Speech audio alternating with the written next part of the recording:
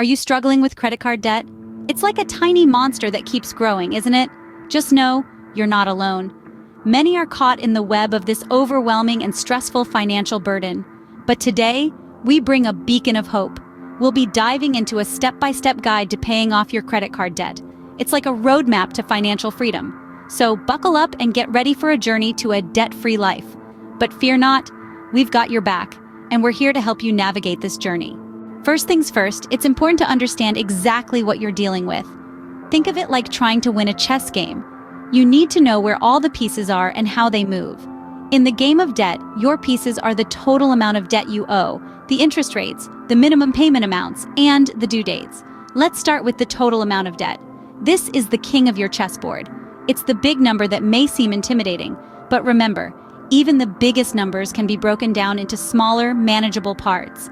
Next, we have the interest rates. These are your knights, tricky little things that can make a big difference in your game.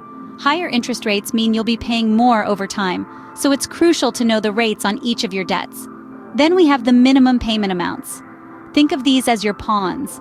They might seem small and insignificant, but consistently paying them can help you inch closer to your goal.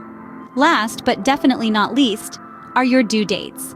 These are your rooks, standing like sentinels on your financial chessboard. Miss them, and you could face penalties, higher interest rates, and a hit to your credit score.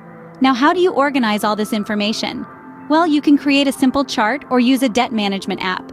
The key is to keep it clear, concise, and current. Update it regularly, and always keep an eye on your chess pieces. Remember, understanding your debt is not about feeling overwhelmed. It's about gaining control, creating a strategy, and moving towards a checkmate against debt. It's about transforming what may seem like a mountain into a series of smaller hills that you can conquer, one step at a time. So, gather your information, understand your debt, and prepare your strategy. It's time to play the game, and remember, in this game, you're playing to win. Knowledge is power, and in this case, it's the first step towards financial freedom. Now that you have a clear picture of your debt, it's time to create a budget. Budgeting, my friends, is the secret sauce to financial success. It's like a roadmap guiding you to your destination, in this case, a debt-free life. Creating a budget will give you control over your spending, helping you to identify and cut back on those sneaky, non-essential expenses. And guess what? The money you save here can be channeled towards paying off your debt. It's a win-win. So how do you create an effective budget? Let's break it down. First, you need to know your income. This is not just your salary, but any other sources of income you may have. Maybe you're a secret rock star on weekends, or have a flourishing succulent business on the side. Every dollar counts, so add it all up. Next, list your fixed expenses. These are the bills that show up every month, right on schedule. Think rent or mortgage, utilities, and yes, your minimum debt payments. Now let's consider your variable expenses. These are costs that fluctuate each month. Groceries, gas, that spontaneous online shopping spree because you had a rough day, they all fall under this category. Once you have your income and expenses laid out, it's time for some simple math. Subtract your total expenses from your total income. If you're left with a positive number, great. That's extra money you can put towards your debt. If it's a negative number, don't panic. This just means it's time to revisit your expenses and find areas to trim. Budgeting may sound tedious, but there are plenty of apps and tools out there that can make it easier. Choose one that resonates with you and start today. And here's a pro tip.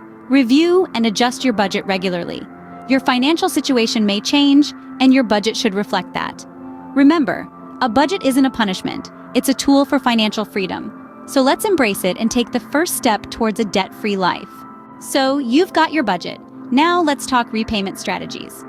When it comes to paying off your credit card debt, there are two popular strategies to consider, each with its own merits and drawbacks. The first is the avalanche method, and the second is the snowball method. Let's start with the avalanche method. Picture yourself standing at the top of a mountain with a bunch of snowballs, each representing your debts. The biggest snowball is your highest interest rate debt. With the avalanche method, you throw that biggest snowball first, meaning you pay off the debt with the highest interest rate. The advantage here is that over time, you'll save more money on interest payments. But the drawback is that it might take a while to see progress, especially if your highest interest rate debt is also your largest debt. You'll need to be patient, persistent, and keep your eye on the long-term prize. On the other hand, The snowball method involves starting with your smallest debt, regardless of the interest rate. Imagine starting with the smallest snowball, and as you roll it down the hill, it gets bigger as it collects more snow, building momentum. The idea here is that by paying off your smallest debt first, you'll gain a sense of achievement and momentum to tackle the next one. This method can be very motivating and rewarding, but the downside is you might end up paying more in interest over time. To choose between the avalanche and snowball method, consider your personality and what motivates you.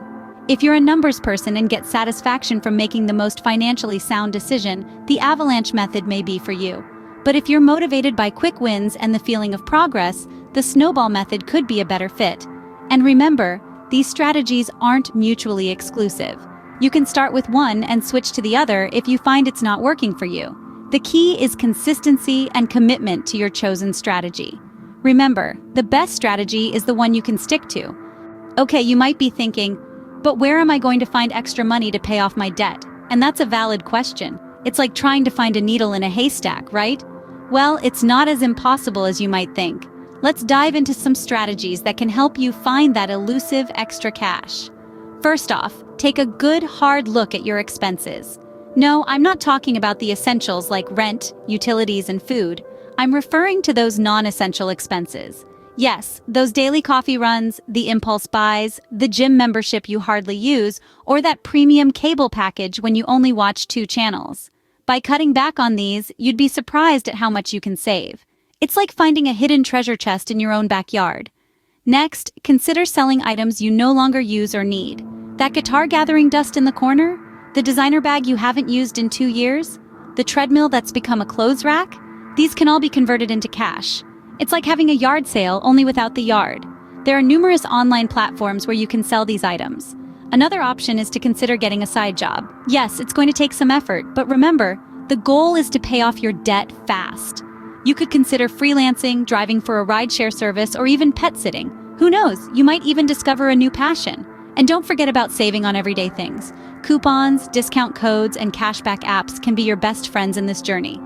It might seem like small change, but remember, every little bit adds up. It's like filling a jar with pennies. Before you know it, you've got a full jar. The key is to be creative and proactive. Take control of your finances and make your money work harder for you. It might take some time, but with these strategies, you'll be able to find that extra money you need. Every little bit helps, and before you know it, you'll be chipping away at that debt. Let's talk about how to avoid future debt. It's like keeping your kitchen clean. You don't want to wash a mountain of dishes after a feast, right? So we're going to tackle this in 3 simple steps: spending within your means, using credit cards responsibly, and saving for those rainy days. First, let's get real about spending within your means. It's like going grocery shopping with a list and sticking to it, rather than being lured by those extra shiny apples on the end cap. This doesn't mean you can't treat yourself occasionally, but it does mean understanding the difference between needs and wants. Buying a fancy new gadget might feel good in the moment, but if it's going to put you in debt, it's not worth it. Next, let's talk about using credit cards responsibly. Credit cards can be like a double-edged sword. On one hand, they can help you build credit and provide convenience, but on the other, they can lead to debt if not handled correctly. So, how do you use them responsibly? Pay off your balance in full every month. This way, you're not paying interest and you're keeping your debt in check. And remember, your credit limit is not a target to hit, but a boundary to respect. Finally, let's touch on the importance of saving for emergencies. Life is unpredictable, and having a safety net can prevent you from falling into debt when unexpected expenses arise.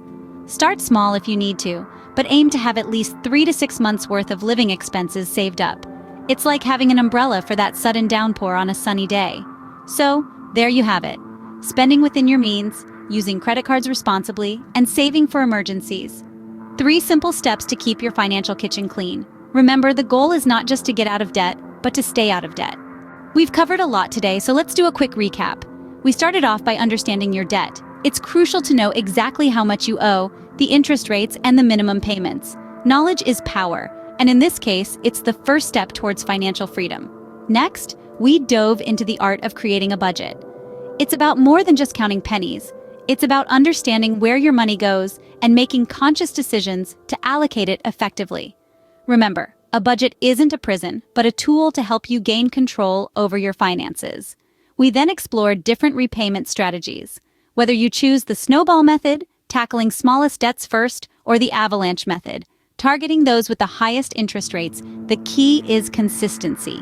Stick to your plan, and bit by bit, you'll see those balances decrease. Finding extra money was our next stop. Whether it's selling unused items, taking on a side gig, or cutting back on non-essentials, every little bit helps. It's not about depriving yourself, but about prioritizing your financial health. Finally, we discussed how to avoid future debt. By building an emergency fund, using credit responsibly, and living within your means, you can break the cycle of debt once and for all. Paying off credit card debt might not be easy, but with a clear plan and some determination, it's absolutely possible. You've got this.